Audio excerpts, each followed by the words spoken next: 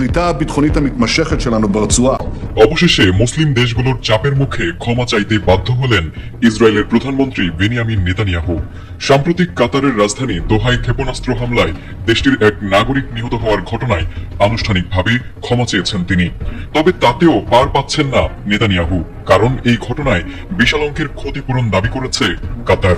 تعرضت عاصمة بلدي সোমবার আল জাজিরার এক প্রতিবেদনে বলা হয়, যুক্তরাষ্ট্রের প্রেসিডেন্ট ডোনাল্ড ট্রাম্পের উপস্থিতিতে কাতারের প্রধানমন্ত্রী শেখ মোহাম্মদ আব্দুল রহমান বিন জসিম আল থানির সঙ্গে এক যৌথ ফোন আলাপে দুঃখ প্রকাশ করেছেন নেতানিয়াহু। হোয়াইট হাউস থেকে প্রকাশিত এক বিবৃতিতে জানানো হয়, নেতানিয়াহু কাতারকে লক্ষ্যবস্তু করার ঘটনায় গভীর অনুশোচনা প্রকাশ করেছেন এবং ভবিষ্যতে এর পুনরাবৃত্তি হবে না বলেও প্রতিশ্রুতি দিয়েছেন। And today I'm hopeful that your plan to end the war in Gaza.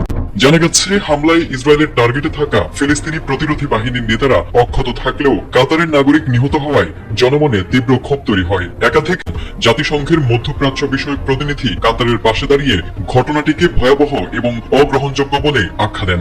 এরপরই শুরু হয় কূটনৈতিক চাপের পালা।